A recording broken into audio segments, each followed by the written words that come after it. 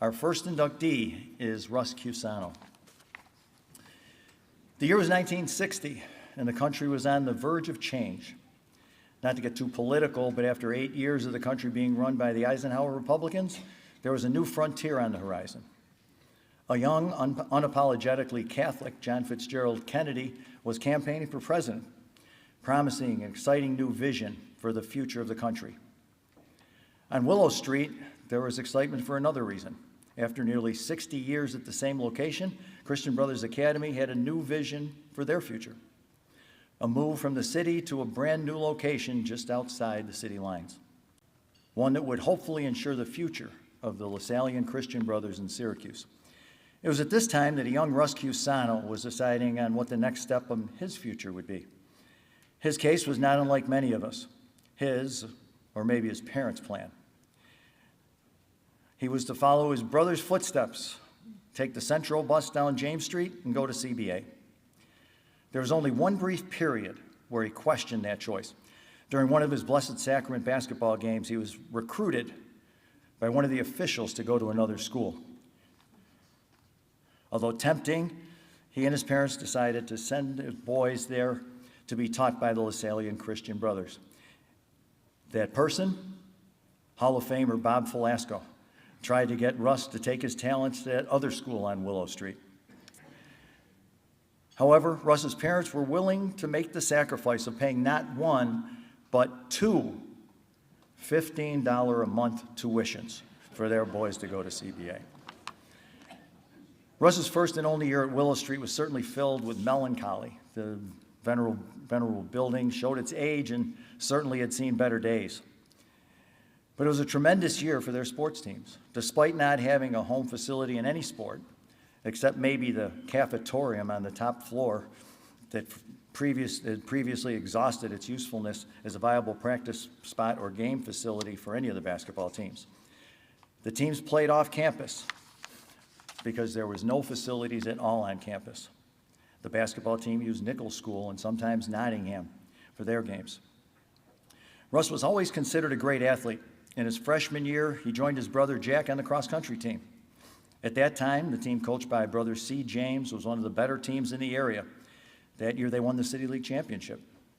The move to Randall Road brought a coaching change.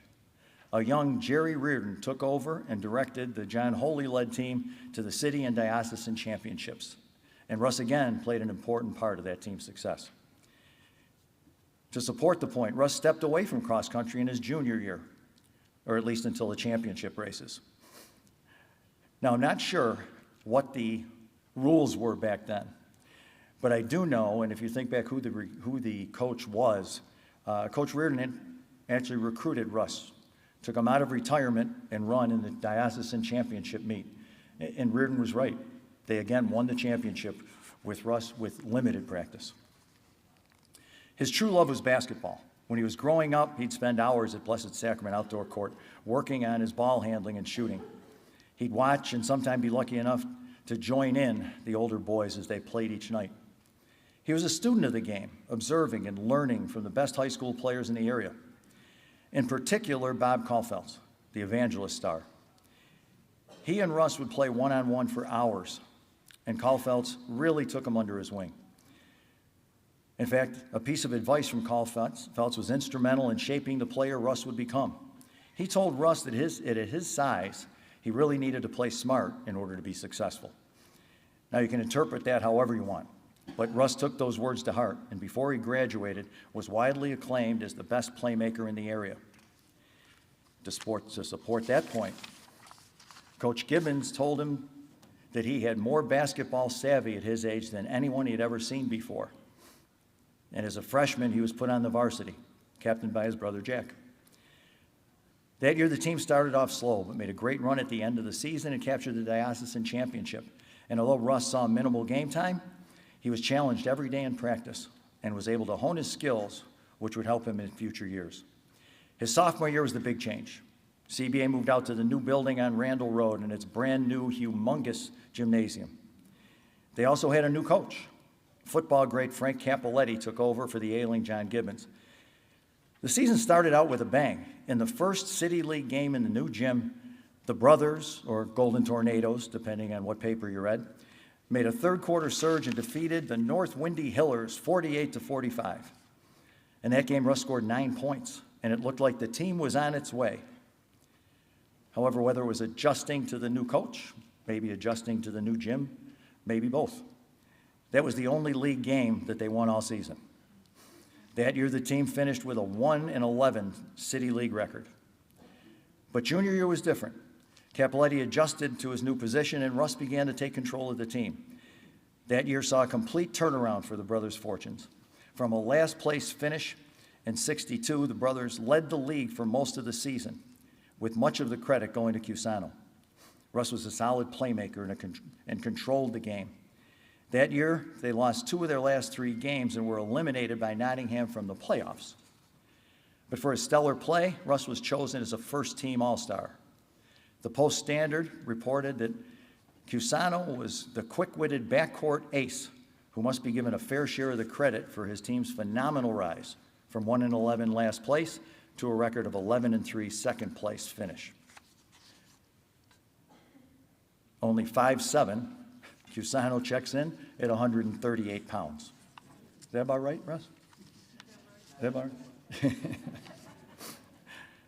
His senior year, the transformation was complete, and the team was picked as one to look out for, led by Ralph Deppish, Jim McAleer, Randy McElrath, and Bob, and Russ said, excuse me, Bob, I never saw a shot I didn't like Brigard. Expectations were high.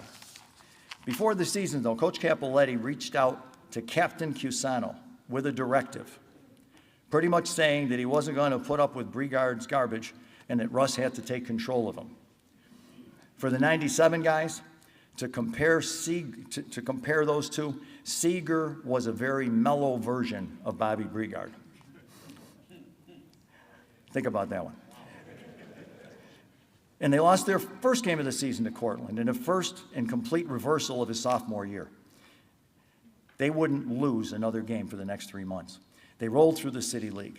A comeback win over Central, down 14 in the third. It looked bleak for the brothers, but the big three, CUSANO, Brigard, and Deppish, all scored in double figures and made big plays down the stretch to keep the streak alive. The brothers used a run-run style of offense, consisting of getting the ball to Russ, and if you're open, he'd get you the ball. Russ also controlled the tempo when needed.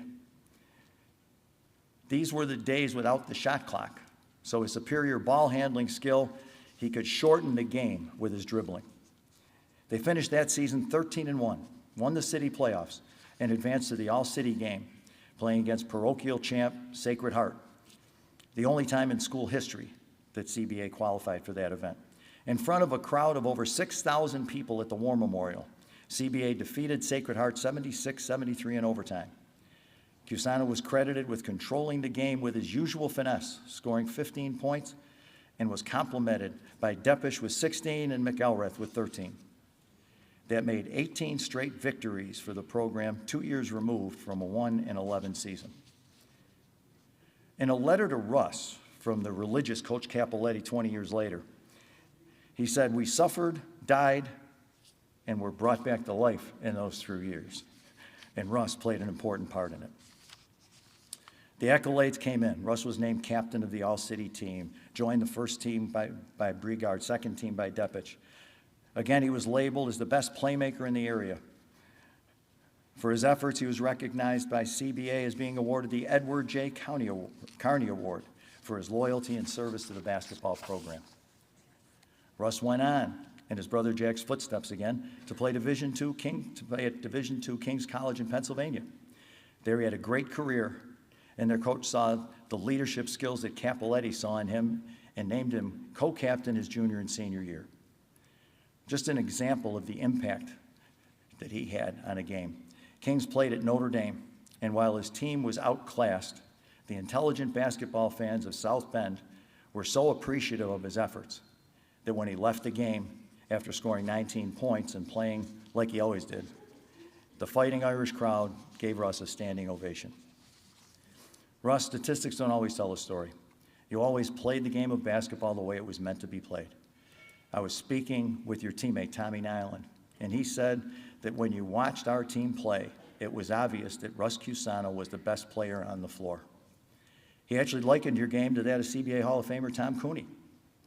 You're a great teammate, evidenced by the number of your former mates that are here to honor you today. While that didn't go unnoticed at the time, we wanted to make sure that it's never forgotten. So Russ, please take your rightful place in the CBA Athletic Hall of Fame.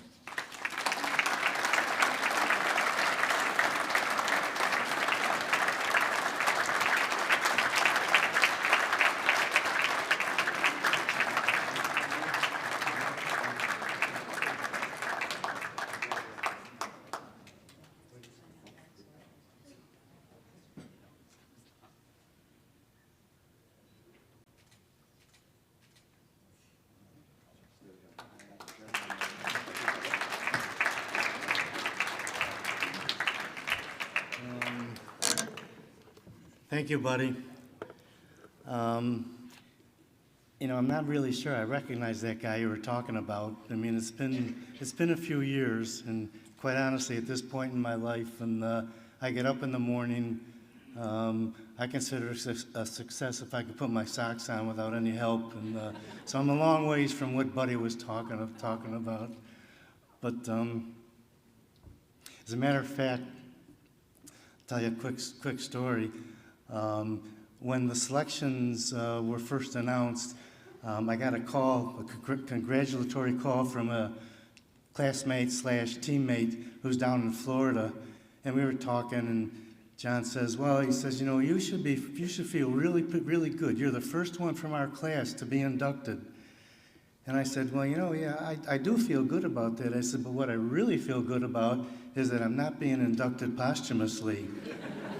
And John says, well, keep your fingers crossed. You still got a few weeks to go. So, all right, no more old jokes, okay? I do want to congratulate the other honorees that are here tonight. Certainly some very impressive bios, a lot of talent in that group that's here tonight. And they certainly represent the fact that the tradition of sports excellence at CBA is alive and well. So congratulations to everybody.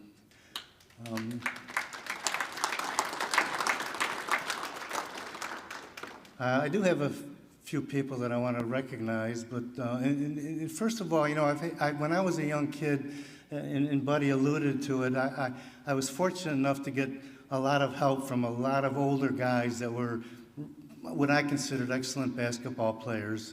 And one of those guys obviously was my brother, who unfortunately couldn't be here tonight. But another fellow that helped me an awful lot, especially in my high school years, was a guy named Tom Cooney.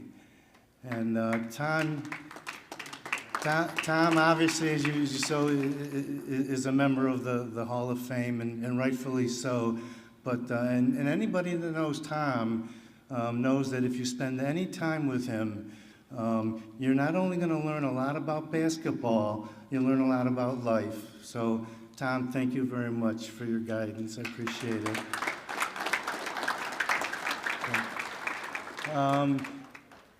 And this is going to sound kind of weird. Am I taking too long?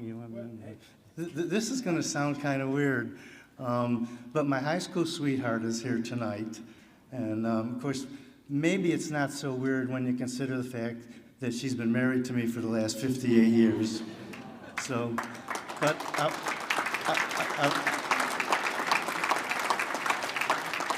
I want to thank her because a lot of those things that Buddy was talking about was simply because Michelle had the foresight. I'm assuming it was foresight, but she certainly had the common sense to keep all of those clippings, not knowing that 60-some years later, they might come in handy, and they did. So thank you, Michelle. Yeah. With us tonight is Michelle's brother, Kenny Alt, who's a St. Vincent's graduate. And for those of you who don't remember the parochial league, that was the other basketball league. But Ken here, thank you for coming.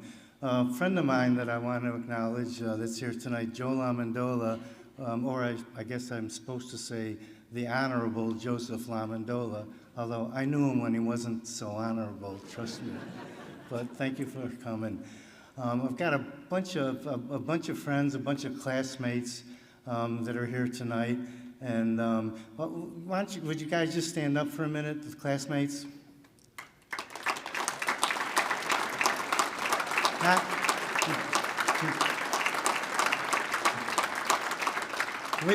We've been fortunate in our class because we've kind of stayed together even after 60 years. I mean, we get together on a regular basis actually to play golf down in North Carolina once a year, and I mean, we just enjoy each other's company, and I think that's a tribute to CBA and the fact that they developed that kind of relationship.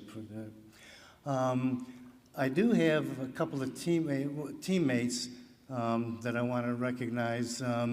Jim McAleer was a teammate on our team, as he was mentioned earlier. Where's Tommy Nyland? Tommy was on our team. I think he was on our team anyways.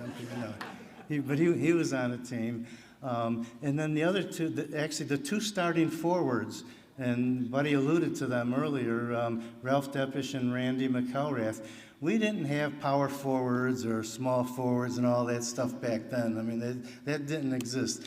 These guys just played the forward position the way it was supposed to be played, and they did it well. And a lot of my success is owed to them, so thank you, guys.